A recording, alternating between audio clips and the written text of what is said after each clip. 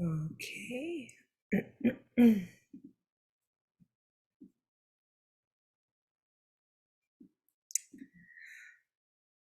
Right.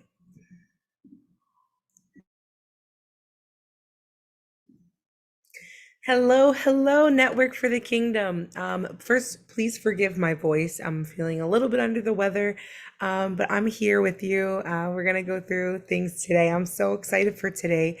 Just give me one moment. I want to make sure that everybody who wants to be here is able to be here. So I'm going to go ahead and make sure that you guys all have access to the link so that you can watch with me live today.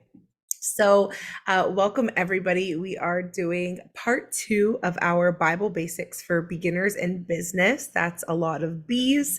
Um, and I'm excited. So, today's going to be really good. I'm going to go ahead and share screen with you. Just so you know, guys, we are doing this every single Wednesday at 1 p.m. Eastern. It's absolutely free to plug in. As you see, it's part of our free group. One of the things that we want to do is to be able to give you value, to serve you, so that you guys can really take off in your entrepreneurial journey. We strongly believe in applying biblical basics to our life, to our business. We believe that when we apply the truth of the spiritual laws that God has placed our universe in, that we great things happen. So because of that, we want to help you to discover those biblical principles that you can apply to your life and business so that you can really take off in every area. So make sure to join us every 1 p.m. Eastern, 10 a.m. Pacific Standard Time. All right, so part two, we're actually going to talk about stewarding time and money. Now, there's a reason why we didn't do these separately. Time and money, I believe, are very much connected, and we're going to look at that today. So I see some of you guys on here live. Hello, hello. Tag somebody, let them know so that they can watch this and glean from this wisdom as well. Give me a thumbs up, a heart. I love to see you guys there, just giving some love. Okay, so let's talk about this. Let's talk about value. So, what is value? Value is the importance, worth, or usefulness of something. So, when we think about value, it's so important to apply this not just to your life, right? To your business. We think of making a valuation on a business. When you buy a home, you talk about what is the value of that home. And, quite often when we think about in business price points and value, not always the same, right? So you might see that when somebody makes an offer, the value of what they're offering may not be equivalent to what they're actually selling it for, right? What is the actual price? So we want to talk about value because we have to ask ourselves, not just financially, but we have to ask ourselves, what is the value of our time? In the world system, okay, we have our priorities tend to be in the world system is that time is of less value than money. Okay, we need to totally change that. We need to totally change our thinking on this because if you don't have time, you're not going to make money, right? Everybody wants to make money. We all want to be prosperous. That's a great thing. There's nothing wrong with it. Okay. We can, enjoy life and also help further the things of God when we are financially able to do so. But it feels like there's always this tug of war between finances and time. So you think about the world system. Most people work for an employer. Those of you who are business owners who have people under you, you may have employees, right, that you employ. And what you're doing when you're setting, let's say, okay, this is how much I'm going to pay you per hour, right? We do this per hour. What we're saying is that your time is worth this dollar amount. Okay, so that's what we do in the world system. Your time is worth this dollar amount. So when you sign up for a job or you're going to get hired for something, you're telling that employer, my time is worth $10 an hour, or my time is worth $100 an hour, right? What is your time worth? That's what I want to ask you today. Go ahead, write that in the chat. What is my time worth? Oh, let me see. Sorry, it stopped screen sharing on me. I apologize, guys. I don't know what's going on now. Oh my goodness, this happened out of nowhere. That's how you know it's good, when I suddenly have a random tech issue that I've never had. Give me one second, I will pull this right back up. Okay. Here we go, guys. Right back. All right. So, what is your time worth? That is the question. What is your time worth? What you're taking on as a job or as a pay is telling you what your time is worth. And this is why, guys, if you employ people and you're in kingdom business, you need to make sure that you're paying your employees well. I'm going to say that again, pay your employees well, okay? Because they are very valuable. In God's system, things work a little bit differently. In God's system, time is the more valuable asset. Money is a tool. Please write that down. Time is my most valuable asset. Money is a tool. Money is not a means to an end. Your time, however, is, because with time, you have a limited amount of it. Okay? You have the potential to make as much money, right, as you're going to put your time into. So time cannot be replaced. Money can be replaced.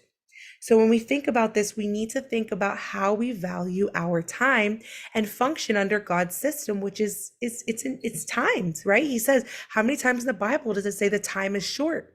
That God has come to redeem the time. Time is the most valuable asset that you have, even more so than money. We can make money. We can do that. Okay. There's different ways to do that. You cannot do that if you're not using your time well. So we want to function under God's system and not under the system of the world. And that being said, I'm going to ask you a question. Is there really a fair exchange happening? So when you get hired by an employer, everybody here who's listening, I'm sure at some point you've worked for an employer. You may currently be working for an employer, but you have, or you may have employees, right? You have to ask yourself this question. Is my time that I'm trading for the price point that I've said is my value of my time, is it fair? Okay. And sometimes we just look at the tangible thing. We look at the money that's coming in, but we're not looking at what else we're trading connected to time. When we give up our time, okay, we're also giving up our freedom. Think about that for a moment.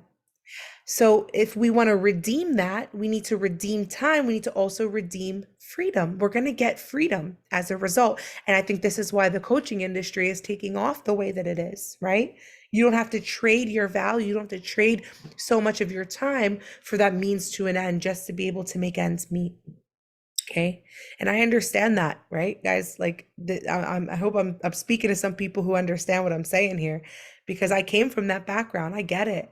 You know, I've said this to you guys before. I grew up in Brooklyn. I grew up to an Italian family. They're very much about working really, really hard, making your money, and then, living your life. But, they gave up so much time. They missed so much time with their family. They missed so much. They traded so much things that were more valuable for that money, right? That's ultimately at the end just a means, not really a means to an end. It's just gonna, pay your bills and do those things, right? Comfortable life. But is it fair to exchange those things for the money? So think about this for a minute, right? You may have to exchange time with your family, right? If your priorities are not as they should be, according to the kingdom, you may have to trade your peace. How many times are people stuck in a job that they hate, right? You're not guaranteed tomorrow. You're not guaranteed next week. So why do we continue in a job that we hate? Because we think it's going to provide for us. It's going to give us, it's a means to pay the bills. It's a means to do those things. I get it. But guys, you're caught up in kind of like a matrix of that system. Okay. As children of God, we're not called to exchange our peace. We're not called to exchange our relationships, our freedom, or our dreams. If God gave you a dream, God put that in you and God will enable it to happen. Okay. So these are things that we're exchanging for our time. And so one thing we need to we need to do is to change our habits. So you guys know Zuckerberg, who is the wonderful founder of the place that we're on right now, which is Facebook. He doesn't use Facebook. Guys, I don't know if you know that, but the founder of this social media platform doesn't even use his own social media platform. Why? Because it sucks time. Now, if you use social media in a way that is wise, and you're making money from it, which is what we try to tell you guys to do, okay? To change your life, that's different. Now you're using it in a wise way, but how many people sit there on scrolling on their social media, wasting time that they don't have? Okay, many wealthy parents don't even allow their children to use iPads. It's a fun fact for you. Why? It sucks up their time. Okay, and I believe, iPads, I do believe technology, I think all these things can actually be beneficial to learning and things like that. Don't get me wrong. I'm not anti screens, okay? However, there's a reason why they can't have that in front of them because they understand the value of time. They understand what they're giving their attention and their time to. Wealthy people and the general public actually spend the same amount of time working. Fun fact. Okay, business people, those who have wealth, they like to work, right? They're usually hard workers, hard and smart workers, right? But they don't use their time in the same way. What they're doing during that time is not the same as the general public. Okay, so not only do we need to gain back our time as our most valuable asset and understand that, but we need to be wise about how we're utilizing our time. Okay, and I just wanted to throw this in there because a lot of times we trade our health, right, for our job and for our work. Okay, but we're not really being good stewards of the time that God has given us in exchange for finances, because a lot of people end up getting sick or they end up anxious or depressed or whatever it is because of the stress that is coming from the work that they're doing. So we need to change our habits. Okay, and you need to understand that you are of high value. So what you're willing to trade your time for in exchange for finances, you need to consider that the value that was placed for your life, for the dream that God put in you, for the thing that you're supposed to do and supposed to pursue, cost another man's life. So because you were bought with a price, you were bought, right, with the blood of Jesus. And so we are not stewarding well the thing that God has placed inside of us if we're willing to trade our most valuable asset, which is time, in exchange solely for financial increase. Now, I'm not saying you're not going to have financial increase. Please don't hear me on that. That's not what I'm saying. I'm saying, though, we need to prioritize our finances and our time, but we need to really focus on our time. Okay, that's one of the things that we really value here in the network. Guys, we have a time management workshop coming up. Plug into that. Okay, we're asking you to exchange like 20 bucks, right? To be able to learn how to manage your most valuable asset well and to be a good steward of it, right? You have to understand that you are highly valuable. So I'm going to ask you this question. Are you being called out of the world system? And if so, what is it that's holding you back? A lot of people say finances. Okay. But when we steward our time well, you're going to see a lot of these same principles are applied to how we're going to steward our finances as well. A lot of people are called out of the world system. They're called out of the kind of matrix of that, right? Especially those of you who are called to open kingdom businesses. So we need to ask ourselves about being stewards of God's time and resources. There's a few laws that go into this, and we're not going to talk about it today. So guys, if you love this, if you like these biblical basics for beginners in business, give me that thumbs up, because we have plans to do more. We want to get into the law of first fruits, which is very much connected to stewardship. The law of 10%, the law of sowing and reaping, and the law of multiplication. All of these things are very much connected to stewardship, which is why we really wanted to start off strong the month of January, talking about how we steward our resources, because all of these things, we're on God's time, right?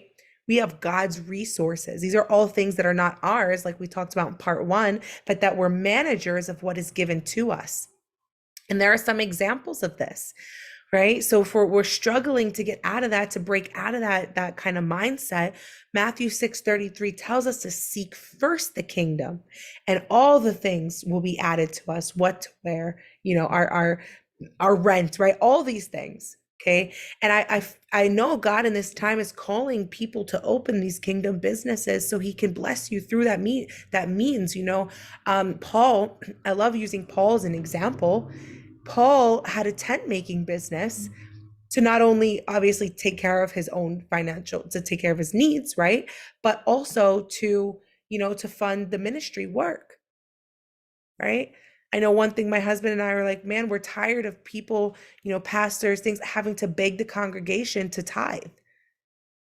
There's strategy. God has given kingdom strategy to so many people to start their businesses, to open these things, right? And to reap from their own labor, from their own hand, without having to compromise and function within the world system, but to change the world system, to show other people this is possible. And God is still providing for that, right? So you're not just stuck on the manna and wandering around the wilderness, but you're actually eating of the fruit of the promised land. Okay, so Matthew 6:33 tells us that it's a promise of God. Joshua 10:13 talks about how God is in control of time. If we learn how to steward the resource of time, those other things will come. So Joshua 10:13 talks about how when Israel was in battle, right, the sun stood still. The sun stood, Joshua commanded the sun to stand still, and it did. God heeds our voices. He listens to us. When God has given us a strategy and we are faithful to see it come forward, and we use the power of our words, right? God is the one who gives that power. He gives that to you. He tells you to speak it, to say it, right? And there's so much power in that. It's not that you're doing it, right? It's the Holy Spirit in you, right? We have to give all glory and all credit to God, okay? But that being said, God is going to heed that because he gave you that strategy. He's the one who told you to do it in the first place. And so your obedience, right, builds your faith, builds your belief in that. But Joshua 10:13 tells us God is the one who's in charge of time. He has the ability to let time stand still. And God is the one who actually, I like this example in 2 Kings 29, 9-10, which talks about Hezekiah. And Hezekiah, who was about to die, and he said, what is it, that it can, the sundial can go 10 degrees forward or 10 degrees back, which basically was saying what would be, more miraculous if time could go forward or time could go past. And he said, well, time's going to keep going forward. So that's not really a sign of God. But if time goes backwards, now this is a miracle. And so the time went actually backwards for Hezekiah. Okay. And he was given, his life was actually extended. So we know that God is in control of time, and time is our most valuable resource. And when we truly understand that, I ask you again, how are you stewarding your time? Are you in the world system, or are you in God's system? What are the things you're doing? Where are you connecting, right, to further the better use of your most valuable asset, or are you just trading it away? Guys, that is the end of part 2 of Biblical Basics for Beginners in Business. I hope that this blessed you. I want to know how, what you guys received from this. You can go live, tell me in the comments, how does this impact you? And I hope, again, that this was a blessing to you. Please feel free to share the group with others. We want to grow this group. And if you know somebody who needs to hear this, let them know, tag them in the video. Thank you so much for watching. And guys, if you want to sign up for that time management class, just let us know. We'll send you the link. $20 to learn how to steward your time well. All right, guys. Love you. See you soon.